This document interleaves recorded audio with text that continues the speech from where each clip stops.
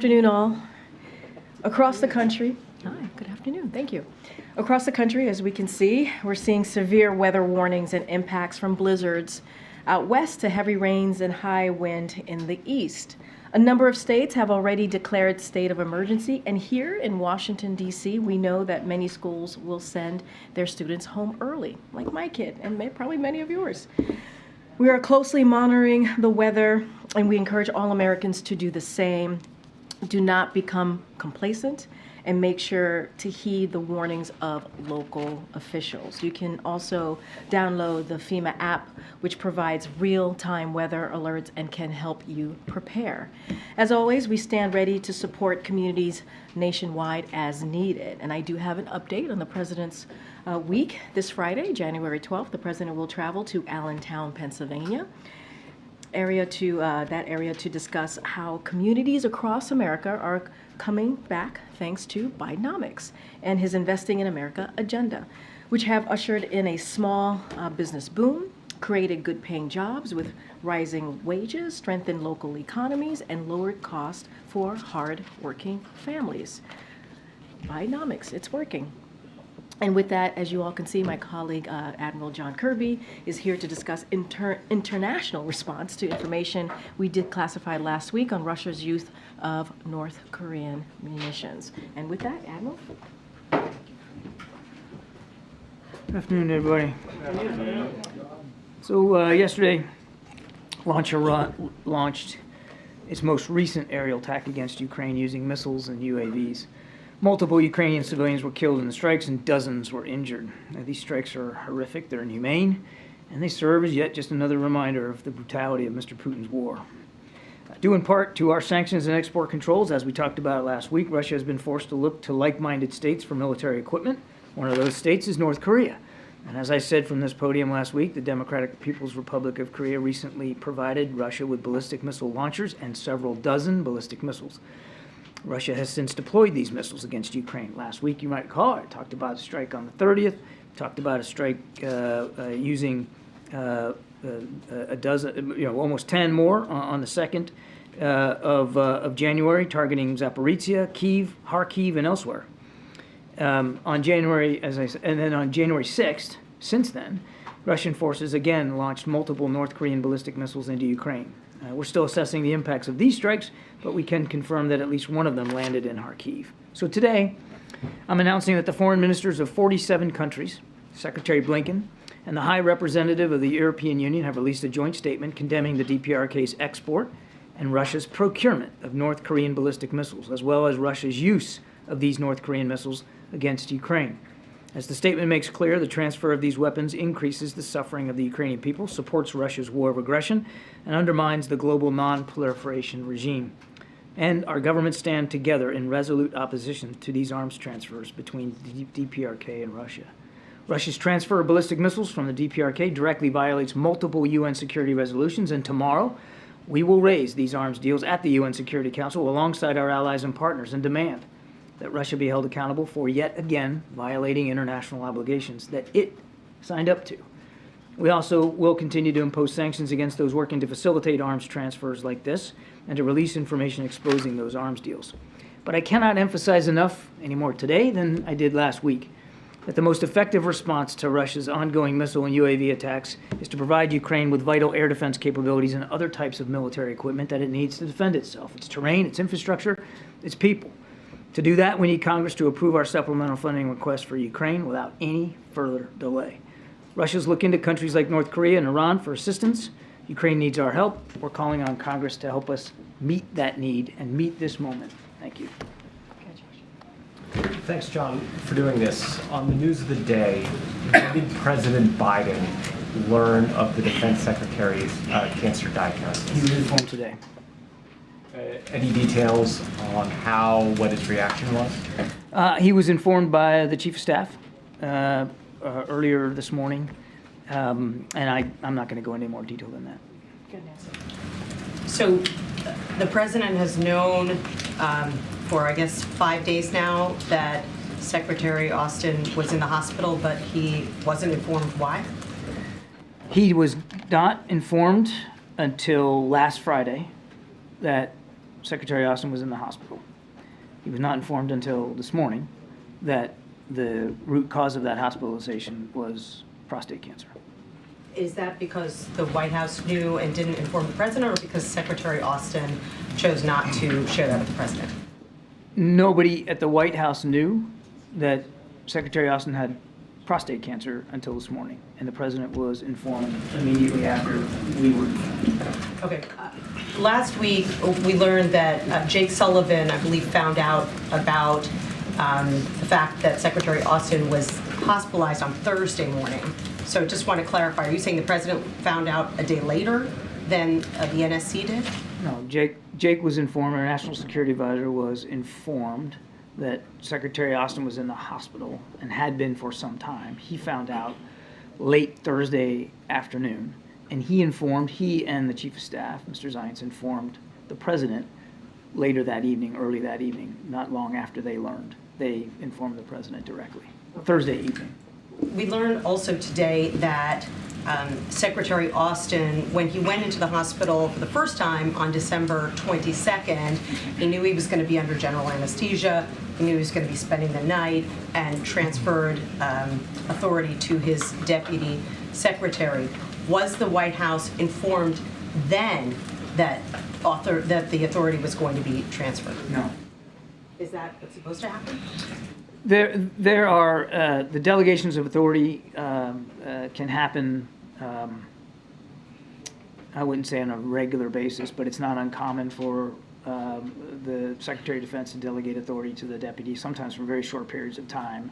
But I think one of the things that we're all going to want to learn from this is the notification process for that delegation of authority. Is there an expectation when a secretary is indisposed or hospitalized and has to transfer authority that the White House will be notified?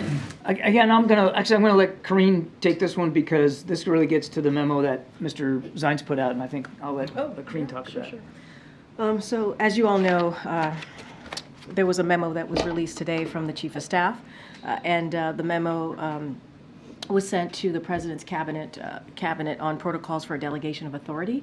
And so the memo does two things. I just want to lay that out for all of you. First, it asks every cabinet agency to submit in writing their current existing protocols for a delegation of authority they already have in place for review to the White House Office of Cabinet Affairs and the Chief of Staff by this coming Friday, January 12th. And second, in the interim, while the review of each agency's protocols is completed, the memo directs a set of robust protocols that cabinet agencies must undertake in the event of a delegation of authority. So that is what the memo says, those two really critical, important things. Again, this is something that we have said over the past couple of days, that the President believes that we have to have robust protocols and procedures in place, obviously, for across the cabinet, and this is what you're seeing from this memo.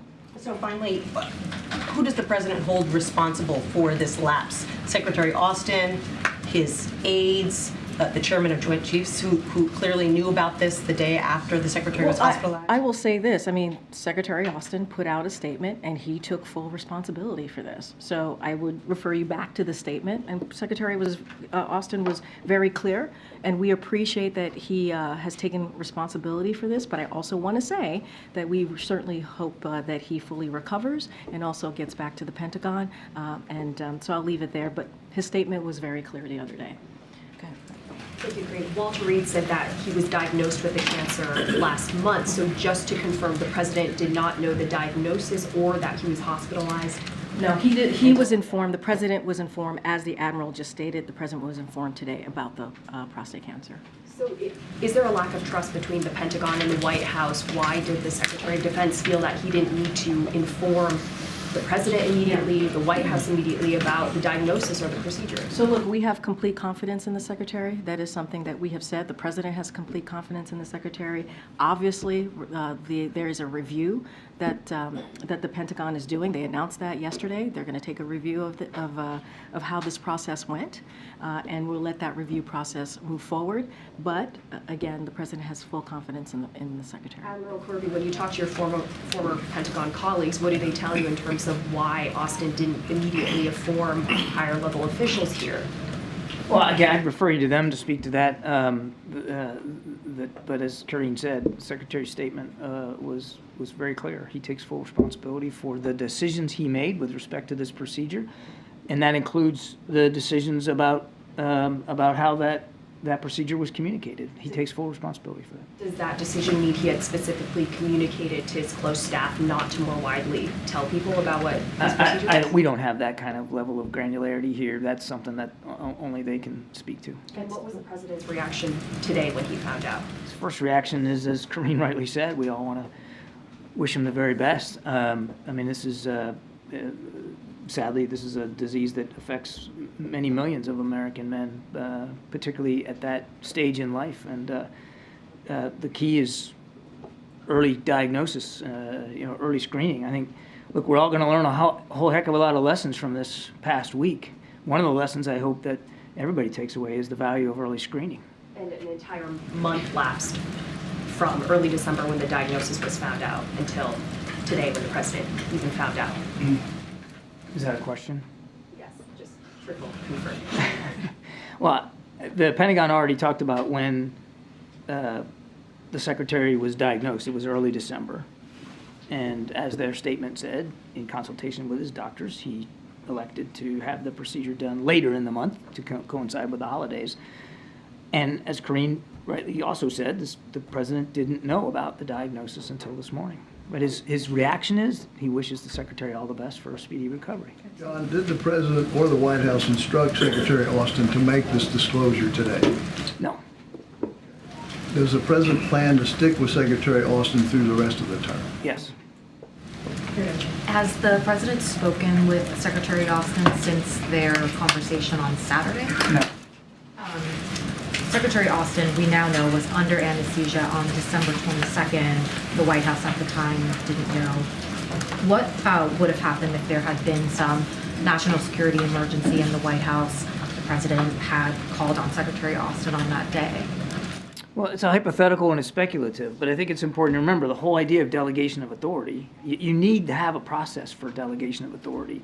No different than on a warship. You got a captain and you have a second in command, and sometimes the second in command has to take over. There's a process for that. But I hate getting into hypotheticals, but let's just, for sake of argument, run that through real quickly. Had there been a need by the Commander-in-Chief to task the Defense Department or to seek greater clarity from the Defense Department about a specific issue, the Deputy Secretary, Kathleen Hicks, who had that authority delegated to her, who had a full communications suite with her when she was on leave and fully staffed, would have been more than capable of being the acting Secretary of Defense for that period of time. Right, but importantly, in that hypothetical, the White House would have learned by not being able to reach Secretary Austin on that day that... I mean, I don't know how I can prove that that's the case, but it didn't happen.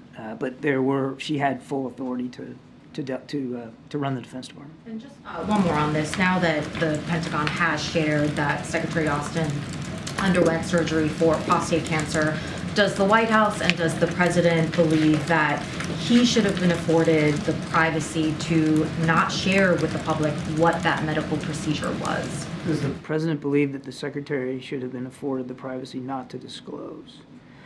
The specifics of the medical treatment. The President believes and has since the beginning of the administration that transparency with the American people is really important. And he knows, being a public figure for his entire life, that as a public figure, you have an added burden to be as transparent about your personal situation as possible. Now, it doesn't mean you're still an American. It doesn't mean you don't have a right to any privacy, but as a cabinet official, as a Senate-confirmed official in the administration, everybody, when they sign up for that and raise their right hand, they know that there comes an obligation with that to be as transparent about your personal situation as you can. Certainly, if it affects in any way the administration of the duties that you've taken the oath to do. So does he believe that Secretary Austin should have been able to keep this specific detail private? I'm not going to get inside the President's head on that particular right to privacy on this particular issue. Number one, he's concerned about Secretary Austin full faith, trust, and confidence in his ability to lead the Defense Department. Glad he's on the mend. Hope that he gets back to work soon. Obviously, his first and foremost concern is the Secretary's health and recovery, and making sure that he has the time and the space and gets the medical care that he needs to recover fully. And as Karine noted, we're already taking steps here, and they're taking steps over at the Pentagon to learn from this episode in terms of specific notification processes to make sure that it doesn't happen again. And well, to pick up on Mary's point, and also because Chief of Staff Ryan sent out that memo today, the president didn't learn about this for a month after the diagnosis in early December. Just quite simply, does the president think that's acceptable? It is not optimal, Gabe. It is for a situation like this to go as long as it did without the commander-in-chief knowing about it or the national security advisor knowing about it, or frankly, other leaders at the Department of Defense. That's not the way this is supposed to happen. The president understands that, and that's why he wants the chief of staff to take a look at processes across the administration and agencies here, and that's why DOD is also looking at their own procedures to make sure that that doesn't happen again. The Pentagon referred to the surgery as an elective procedure. Technically, it may be, but isn't that at best misleading? As far as I know, Gabe, again, I barely got a history degree, so I'm not capable of talking about medical stuff. But as far as I know, that phrase elective medical procedure came in the statement by the two doctors at Walter Reed. That wasn't a Pentagon assessment. That was the wording chosen by the two doctors. But isn't it misleading for the Pentagon to put that forward? You'd have to talk to the Pentagon and the doctors. Gabe, I'm not a physician. The two physicians that are responsible, they use that phrase. They should speak to what that means. I'm not an expert. All right, Peter. Thank you. John, what kind of commander-in-chief is President Biden that at a time when American forces are under fire in the Middle East, he can go days without knowing that his defense secretary is in a hospital bed? Peter, there's a lot to your question, so I want you to bear with me for just a second. First of all, at no time was the ability for the United States military to defend our national security interests compromised. At no time was the commander-in-chief not always in command and control of our military forces around the world. And over the course of those days, we did take military action that he approved, taking out a senior militia commander in Iraq with what we call a dynamic strike, a strike that he had approved many days before, for which the theater commander had full permission to execute. We did shoot down drones and missiles in the Red Sea, our ships at sea, because he made sure they had the existing authorities and the capabilities and the training to do that. So he has been on top of these issues all the way throughout. Now, look, where your question kind of gets to is, and I've seen some of the sniping out there, you know, how effective can the process be if the secretary can be gone and we don't know about it? I think what you need to understand, and what I hope people will understand, is that the national security decision-making process does not require, in fact, should not require, cabinet-level officials being the sole people in the room making decisions on any given day. You staff these things from the middle up, and then the cabinet officials, whether it's Secretary Blinken or Secretary Austin, come together as appropriate to make the key decisions, which happened. It happened on the 1st of January. If you'll bear with me, because I think your question really gets to a bigger issue, and I'd like to just, if I could, with Karine's permission, I just want to walk you through a little bit of timeline here, because I think it's important context. So on the 31st of December, that was a Sunday, Jake Sullivan held a lengthy secure telephone conference with the Central Command Commander, General Kurilla, to discuss a bunch of issues, the situation in the Middle East, and of course there's a lot to that. The next day, on the 1st of January, President Biden convened a secure telephone conference with Mr. Sullivan, with Secretary Austin, with the Joint Chiefs Chairman, General Brown, Secretary Blinken, the DNI, the CIA director, and other members of the team. They covered developments in the Middle East. President Biden directed the NSC, Department of Defense, and the State Department to accelerate work with allies and partners on a joint statement on the Houthi attacks in the Red Sea, which was to be issued, according to the President's direction, no later than Wednesday. You saw we did that. I came to the podium and read that out. From Monday, the 1st of January, through Wednesday, the 3rd, The National Security Advisor, his deputy, Middle East Coordinator Brett McGurk, spoke repeatedly with their counterparts in multiple foreign capitals to secure the support for that joint statement. Senior NSC officials coordinated hour by hour with senior Pentagon officials who were also making phone calls and securing support from foreign partners. The President's final approval on that statement happened shortly thereafter, and as you know, it was issued on the 3rd of January. Also on the 3rd, there was a Principals Committee meeting on Haiti. And neither Secretary Austin nor General Brown attended. They were represented by deputies. That is not uncommon, that at a principals committee meeting, for whatever reason, the principal may not be able to attend. Okay, thank you for all the detail on that. But more broadly, why should we believe anything that this administration tells us about anything ever again? I think we all recognize, and I think the Pentagon has been very, very honest with themselves about the challenge to credibility by what has transpired here, and by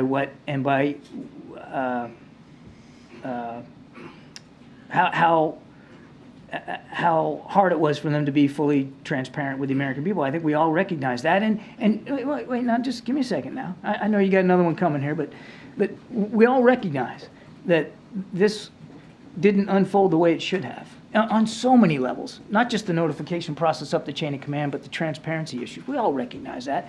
And I think we all want to make sure we learn from that. It's up to you and your colleagues, and it's up to the American people to determine, how much they're going to ascribe what happened here to our credibility on every single issue. But in every way, Secretary Austin has been an exceptional defense secretary, and he still has the full faith and confidence of the commander-in-chief. He has led the department at an incredibly dangerous time for our national security interests and those of our allies and partners. But if the administration is going to go to such great lengths to keep secrets about the defense secretary's health, how can anybody be certain that the administration would not go to the same lengths to keep secret problems with President Biden's health in the future?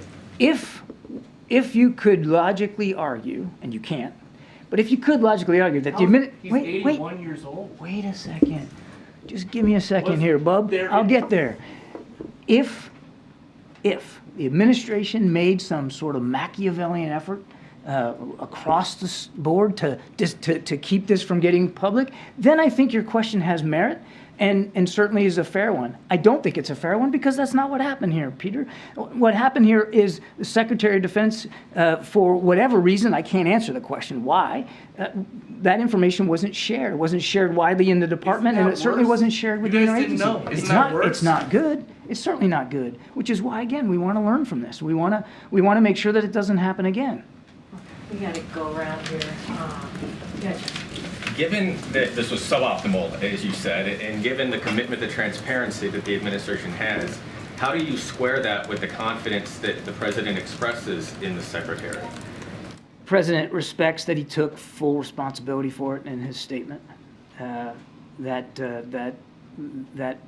makes a difference. And he also respects the work that Secretary Austin has done on a range of issues since he has become Secretary of Defense. Whether that's helping lead the world in support for Ukraine, it was Secretary Austin's idea to come up with the Ukraine Contact Group. Whether that's support to Israel, making sure that they can defend themselves against Hamas. Look at everything that the Secretary's done in the Indo-Pacific. Do you think it was by accident that the Philippines agreed to let the United States military have additional access to bases there? No, that was the hard work of the Defense Secretary. I could go on and on and on. He's confident in Secretary Austin's ability to lead in the future because he has seen how well he has led in the past. The Secretary, I have a question. You just said a moment ago that you don't know why the information was not relayed. Has it been privately conveyed to you all about why it was not relayed? We have certainly made it clear that we would like to learn more about the information flow process. And have you received any clarification on that? I'm not at liberty to disclose any. I'm not aware that there has been any, any details provided as a result of the why the information was so siloed, but we obviously have conveyed our interest in learning more. And then on a separate topic, on the Middle East, Israel's Supreme Court rejected a request from international news outlets to allow foreign journalists. Many of us probably here in the newsroom here have colleagues who wanted to be able to get in. That request was rejected. I'm curious if ever in conversations with the Israeli officials that you all have been in touch with, have requests for media access ever been made? That is a great question I don't have an answer to, but I'll tell you what, I'll go back and take a look at that. I'm not aware that there have been requests made by outlets and denied by the Israeli government to get into Gaza. Is that what you're saying? Israeli Supreme Court. And there was They a have said coalition no. of international news Okay. organizations. Let me go back and do some research on that, if you don't mind. And then can I just, one other question. I know Secretary Blinken had a series of meetings in Israel today. Were there any tangible results from the Secretary's meetings today that were received? I know the readouts provided very limited information. Readouts don't provide limited Yes, so information. can you give us any They provide sense of zero. tangible results? Well, I guess this is led to the James fact that, helping you out here. my colleagues on the ground have I know. presented the fact that the death toll over the last 24 hours was amongst one of the most deadly days in Israel. And so given that and given the Secretary's visit, and I know civilian casualty deaths were a part of this, do you all feel like you've gotten any tangible results? I think Secretary Blinken's still on the trip, so I think we're going to let him finish his trip. I'm sure he will provide a robust readout to us of what he discussed and what he learned, and we'll look forward to that report when he gets back to Washington, D.C. But I don't want to get in step on his toes while he's still in the region, and certainly the question really is much better put to my colleague at the State Department to speak to. Start wrapping it up. Go ahead, Anita. Thank you so much, Sean. Starting with Israel and President Biden's words yesterday that he was quietly working with Israel. Is he signaling, with these words, is he signaling for a ceasefire? And does the administration still support Israel's position that a ceasefire can only be possible if Hamas is eliminated? Nothing's changed about our view here, that we don't support a ceasefire at this time. And there's no change to that because we don't believe that benefits anybody but Hamas right now. We do continue to support humanitarian pauses, but not a general ceasefire right now. The president wasn't signaling any change at all. In fact, he was signaling very much a very consistent view that he has had since the beginning of the conflict. Well, we've got a China question. Today, China launched a satellite over Taiwan's airspace. Yesterday, they sent 10 aircrafts, 4 ships, and 4 balloons. Some kind of weird 12 days of Christmas. What is the White House's message to China for doing this 4 days ahead of a major election in Taiwan? I think these actions raise questions in our mind about what the intent here is. You mentioned coincidental here in timing to the election. I have proof that that's what's driving it, but it sure does raise interesting questions, doesn't it, about what their intentions are, or what their goals are with this activity. I'll tell you this: we believe that the democratic institutions of Taiwan need to be respected. We want to see a free and fair and transparent election, and we're willing and standing by to work with whoever the people of Taiwan elect into their government. I've got another one not about the Defense Secretary, if you want to take it. None of your questions have been about the Defense Secretary. Burundi's president recently called for gay people to be stoned to death. In light of the administration's moves against Uganda for passing a really hateful law against gay people, are you mulling any actions against the government of Burundi for these hateful statements? I don't have any decisions to speak to today, but obviously that is that clearly would be a horrific undertaking, a horrific way of punishing people for something they shouldn't be punished for, and we'll see where this goes. But I think it's very clear, should be clear to the people in the government of Burundi and all over the African continent how seriously we take the issue of civil and human rights. Yeah, so more than 100 journalists have been killed in Gaza by Israel. Isn't it perhaps contradictory or harmful for the U.S. that defends free speech to keep financing and giving arms to Israel when they're committing these crimes against journalists? Your question presumes that they are deliberately, maliciously going out to kill journalists, and we've seen no indication that they have done that. We continue to stand by the protection of journalists that are anywhere in the world, certainly covering conflict. Journalists and their jobs and their ability to report needs to be protected by any nation waging war, and we've been very, very consistent on that. But they're not allowing international press in Gaza. Well, as I said, I'm not aware of that report, so I'll go back and look and see what we know about that. Many of our news outlets, right? I mean, it's a number of international news outlets. I know, but I don't know when you submit a request to go somewhere. It's not like it comes through me. So I take the question. It's a fair one. Let me find out about it. Let's find out what the ground truth is here. Yeah, Peter. Come back to the December 22nd procedure that the secretary had. Did the White House, he was put under general anesthesia at that time, he was not last week. Did the White House know about that procedure, even if we didn't know what it was specifically for? Did he know at that time he was undergoing a procedure on that day? No. Okay, and when you said that the doctors used the phrase elective in their statement, the State of the Release does not use the word elective. And I wonder whether you think then that means the use of that to describe it last week by the Pentagon was fully transparent. The doctors described something that does not sound elective. Oh, well, then that's my mistake. I thought that was in the doctor's statement. Again, I'd refer you to the Pentagon on that. I'm not at liberty. I'm not a medical expert, Peter. I can't. You're a communications expert, and you know what elective procedure implies to the public that might not sound like what we're now being told. Again, I'd refer you to the Pentagon. Does the president believe that there ought to be any consequences for any DoD officials who knew about the condition of Secretary Austin but did not report that information? That's going to be up to Pentagon leadership to decide. Well, what does the president believe? I mean, he's the commander-in-chief. The president believes that Secretary Austin should get the appropriate care that he needs to get better so he can get back at work at the Pentagon. He believes we ought to learn from this, both in terms of notification and about transparency to the American people.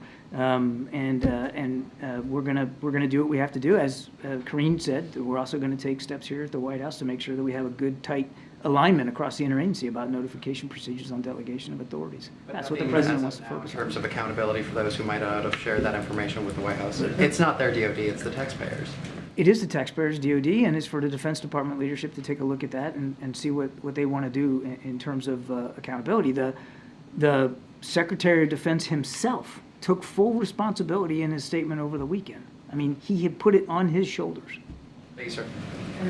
Okay, thank you. Just another question, because I'm not in the clear about that.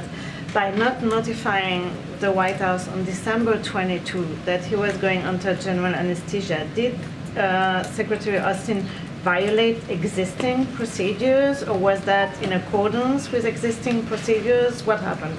Like I said yesterday, I mean, there's an expectation that if a cabinet officer becomes hospitalized and for whatever reason, can't continue to perform the duties even temporarily, there's an expectation that will be notified up the chain of command to the commander-in-chief. That there's an expectation that would be passed up the chain of command. Is the Pentagon reviewing the security clearance of Elon Musk after these new allegations of drug use, which would obviously violate his agreement? You'd have to talk to the Defense Department on that. And a second question on Hezbollah. Israel now says that time is running out for a diplomatic resolution with Hezbollah. Is that how the U.S. sees it, that time is running out? For Hezbollah? To reach a diplomatic resolution with them. Look, there's always time for diplomacy. And I think you've seen us work hard at that. Secretary Blinken's in the region now. Other officials here from the National Security Council have traveled over there. We believe there's always time for diplomatic resolutions. One more. We went long, guys. I don't know if there's anything else you guys have in mind, but go ahead. Thanks, Karine. President Trump's lawyers today asserted that he should be immune from prosecution. What is President Biden's opinion of the Constitution on this matter?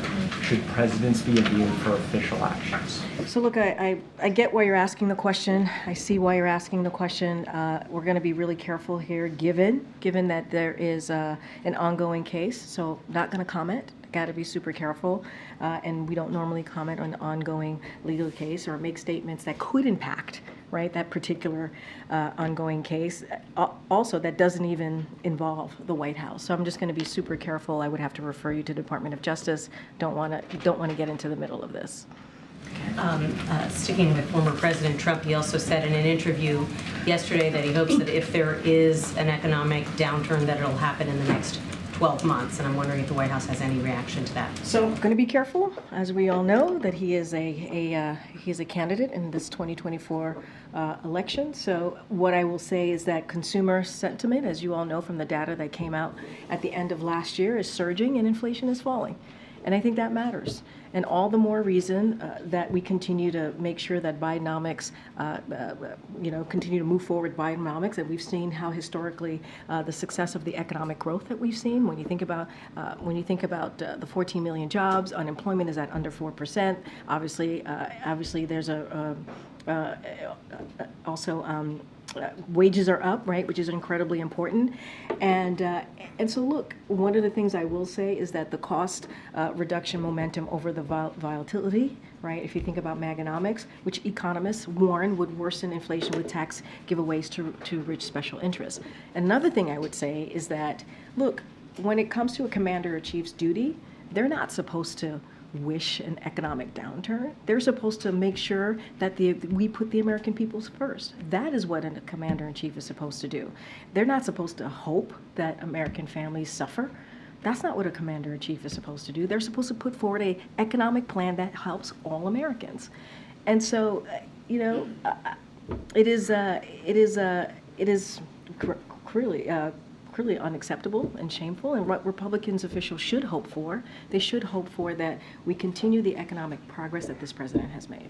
And then just one more clarification on Secretary Austin. So when Jake Sullivan was informed on Thursday, who informed him? It was Jake Sullivan, and the chief of staff informed the president. Are you asking who informed? I'm asking who from the Pentagon told Jake Sullivan? Oh, I don't have that. I don't have the timeline or the name of the individuals that may have informed Jake Sullivan. What I can tell you is Jake Sullivan was informed by the Pentagon last Thursday, and from there they were able to inform the president.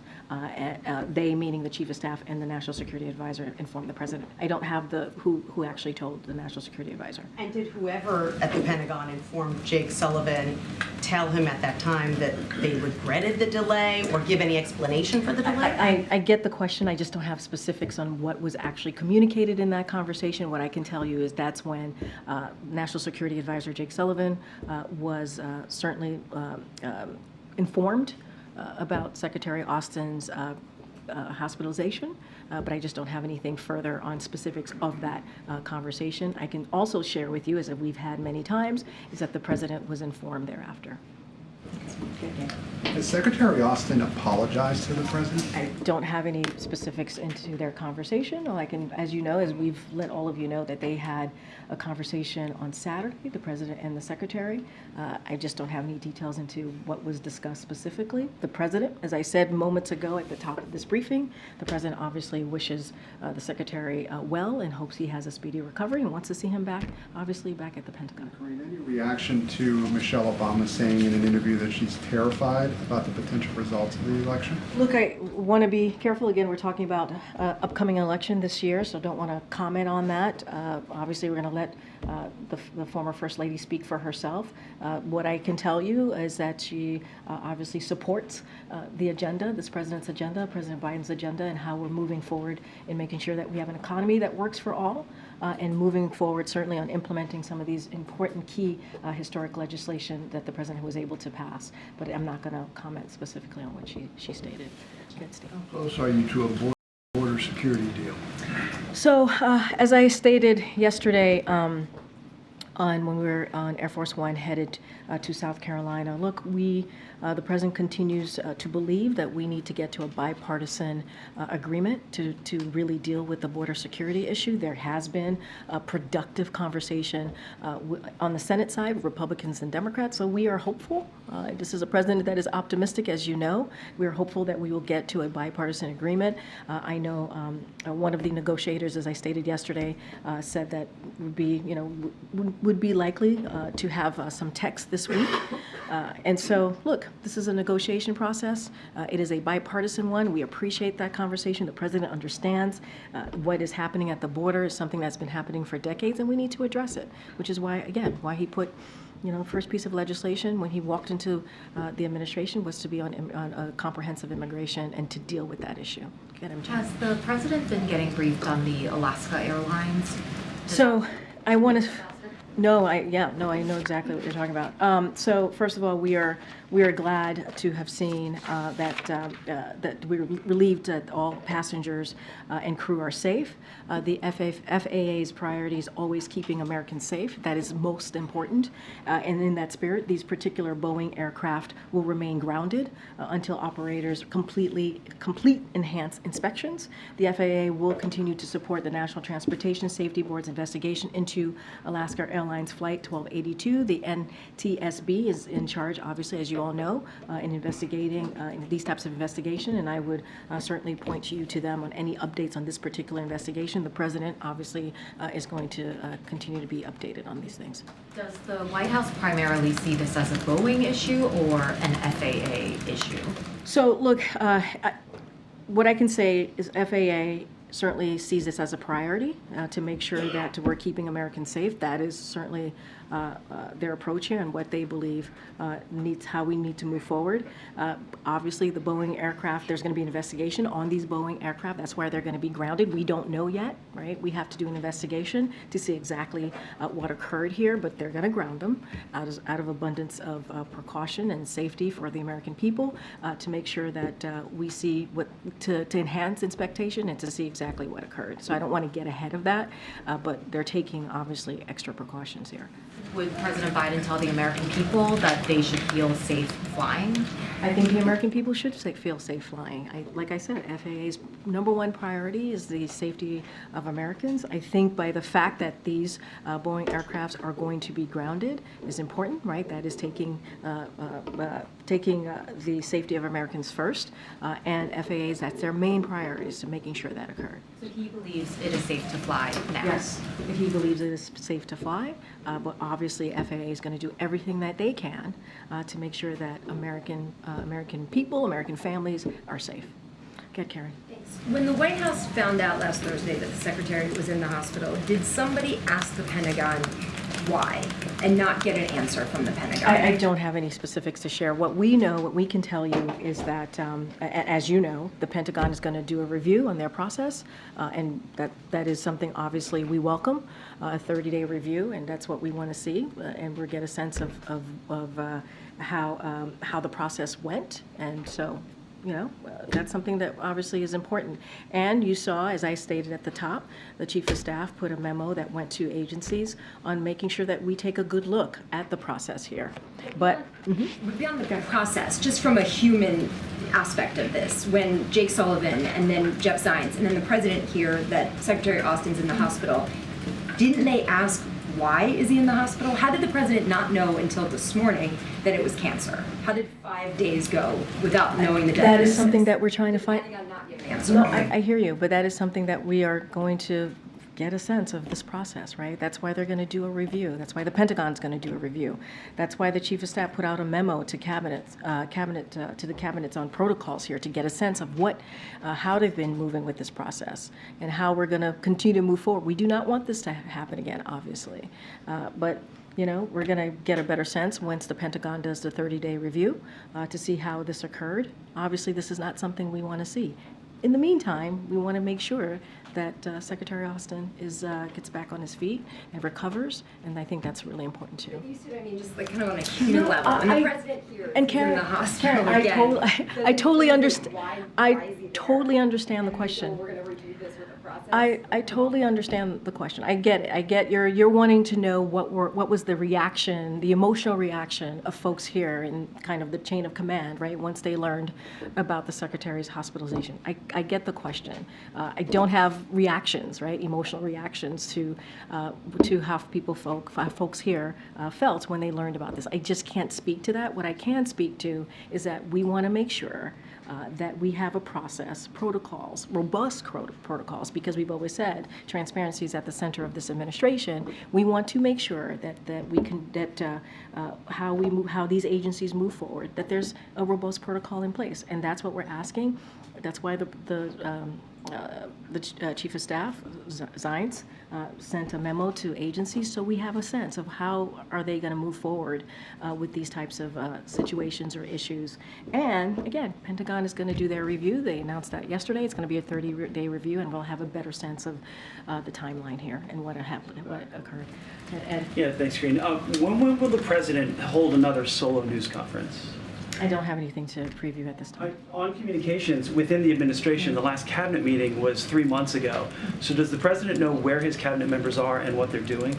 The president is in regular touch, and not just the president. Obviously, there are folks here, whether it's the Office of Cabinet Affairs, other folks here in the White House that is in regular touch with certainly leaders of the different cabinets on a regular basis. And I just don't have anything else to share. But you know, the president, obviously this is his cabinet and talks to them on a regular basis. I just don't have a specific timeline or specifics on when that happens. On the Alaskan Airlines flight, we've all seen those pictures. Where's the transportation secretary? Shouldn't he be out reassuring Americans that it's safe to travel? Well, you saw the secretary for weeks and days talking about how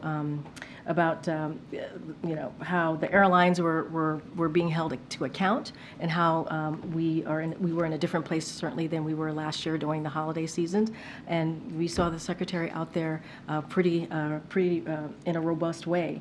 And so look, the secretary, I'm sure I can speak for him right now and say that of course he wants to make sure Americans feel safe flying. That is certainly part of his responsibility, and so he certainly can speak to that himself. But he has been very, very clear about that.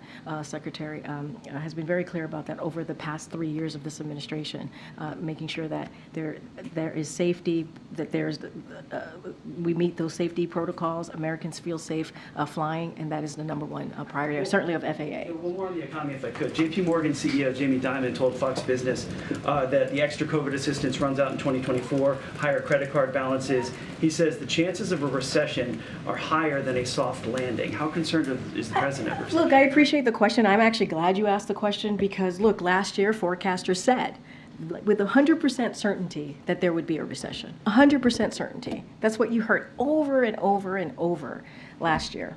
That didn't happen. And the president never thought that we needed to have a recession to bring inflation down. He never thought that. And he was right. And just a couple of things. I know you like data. 2.7 million jobs created last year, more than any year under the previous administration. Unemployment below 4% for 23 months in a row, and the longest stretch in over 50 years. Inflation fell to 2% over the last 6 months, and wages and wealth are higher than before the pandemic. And that is not consistent with a recession. That, remember, and you were asking me this question over and over again. They said there was going to be a recession. They said there was going to be a recession, and it didn't happen. It didn't happen. So I will quote Secretary Yellen here, what she said yesterday, which is, what we're seeing now, I think we can describe as a soft landing. Okay, go ahead. Can you give us any information about what's on tap for tomorrow? I don't have anything to preview. I'm sure the team will be sending out our regular, what the next day is going to look like for the president. Just don't have anything to preview for tomorrow. I just previewed what the president's going to certainly be doing on Friday, going to Allentown, and we'll have more on that as well. So I'll just leave it there. Asma, I'm going to try and, there's some folks in the back that I haven't called. Yes. The ones you love quote so much. All right, go ahead, Steve. Thank you. Sorry, James. I've got my other favorite person. I've got two questions. Yeah. The first one, the first son's art dealer today was testifying on the Hill, and he said that he did not have any talks with White House officials about setting up a supposed agreement to ensure that the buyer's IDs were anonymous, and that in fact many of the IDs were known. There was reporting during the president's first year in office that some White House officials were engaged with setting up this supposed agreement. Could you just clarify what the case was? I'm just not going to comment from here. I would refer you to my colleagues at the White House White House legal office. I just don't have anything to share. Before my second one, just a plug for a request for Ian Sams to perhaps take questions one day. Well, you have full access. You have access to Ian Sams. He's very good at responding to all of you and taking your questions. So, I think that's important. He's been very, very good at connecting with everyone in this room who has questions like you have about anything that is related to what you just asked. My second question. Third question. Well, my second question is that we have new reporting that the mayor of Kiev, the sitting mayor Vitaly Klitschko, was involved with a business entity called Burisma Geothermal that was formerly chaired by the first son when he was the second son. The president met with the mayor multiple times, of course, over the years, and I was hoping that you could say whether the president knew about this business relationship during their meetings. I would refer you to the White House counsel's office. Go ahead, James. Thank you very much, Karine. With respect to the incident involving Secretary Austin, from your statements and those of Admiral Kirby, we learned today that President Biden expresses full faith and confidence in this cabinet officer, even though neither the president nor anyone else on his staff yet knows why Secretary Austin violated the existing rules and withheld this information. Is it the posture of the president that Secretary Austin's motivation is irrelevant to the president's estimation of him in this incident? What I will say is, and we have said this many times, is that Secretary Austin put out a statement taking full responsibility of what has unfolded over the last couple of days, and the president appreciates that. And I have the statement right in front of me, but I'm sure you've seen it. And one of the things that's in here, he said, is I also understand the media concerns about transparency. And I recognize I could have done a better job ensuring the public was appropriately informed. I commit to doing better. But it is important to say this is my medical procedure, and I take full responsibility for my decisions about disclosure. So, Secretary took full responsibility. I think that is important to note. We appreciate that he's taken full responsibility. And one of the things that I've stated multiple times at this podium in the past couple of minutes is that the Pentagon is going to do a full review. We're going to let that review happen. It's going to take about 30 days, as they stated in their memo. And also we're going to take extra steps here, as we've stated with the memo, as I've stated with the memo that the Chief of Staff sent out to agencies. Just to follow on this before I pose an unrelated second question, the motivations on the part of the Secretary for doing this are unknown to the President. And you're telling us there's going to be a 30-day review, et cetera. Shouldn't the expression of full faith and confidence in this cabinet officer await the results of that investigation? And also, isn't it a key piece of information for the President to know why Secretary Austin did this before he expresses full faith and confidence in I it? think one of the things that's so important, and we don't see this enough in today's world, is for someone to take responsibility. Is for someone to actually say, I made a mistake and I take full responsibility. And I think that's important here. I'm not going to speak to that. I'm going to speak to the action of taking responsibility here, and I think that's important. And the president appreciates that. And the Admiral laid out some of the things or actions and that the Secretary has taken over the last 2 years, that has been very helpful and that has really played into his leadership as Secretary of the Defense. And so he has done a really a stellar job in that position. The President appreciates the job that he's done, and he's taken responsibility, and I think that's important here as well. On this event Friday in Allentown, Pennsylvania, that you've just disclosed to us, you've told us that it's going to be a speech about Bidenomics. How ought the so-called ordinary American at home to distinguish between official events and political events in this season? I've done this long enough to know that the President's remarks in Allentown on Friday are going to sound an awful lot like a campaign appearance.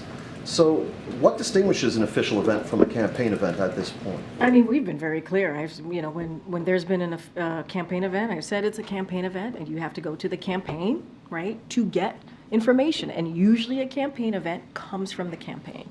And so that's very clear. That is very clear. And so I don't know how else we could be more clearer than that. And we'll have more on what Friday will look like, and we will certainly share that with all of you. And we've been clear. Campaign event comes from the campaign. They lead those events. They speak to those events. And we have been very careful to let that live with the campaign. But the answer you've given me suggests that the same event can transpire with exactly the same words and actions. Hang on, twice in a row, identically. But if one is organized by the White House, it's an official event, and if one is organized by the campaign, that's a campaign event. So I want to be very clear here. What we're doing has been done by other presidents. It really, when there's a re-election for a president, there tends to be a campaign event and there tends to be an official event. That is not unusual. The way that we have moved forward with this process over the last couple of weeks, right, as we're in 2024, we're not doing anything different. We're not doing anything new. This is a protocol that has been existing for some time. So I'm just not going to get into go down a rabbit hole with you. We're not doing anything different. We're being very clear and following the protocol. I'm going to move around. I'm being pulled here, but go ahead. Tomorrow, House Republicans plan to hold an impeachment hearing against Mayorkas. What's the White House response to that? Look, I've spoken to this many times, and I've said before, the House Republicans are playing political games instead of doing their jobs. That's what they're doing. And it's really shameful. It's really shameful that this is how they choose to what they choose to focus on. Truly. What the American people want to see is Congress to deliver, and House Republicans continue to do these political stunts, and they want to play political games.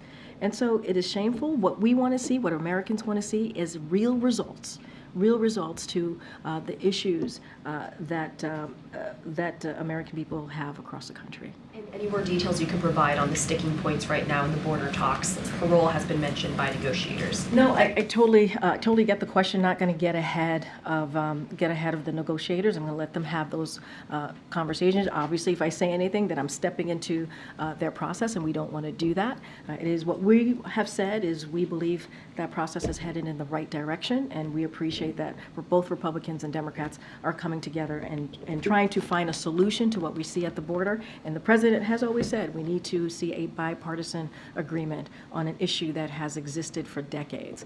Thanks, everybody. We'll be back tomorrow. Thanks, everybody.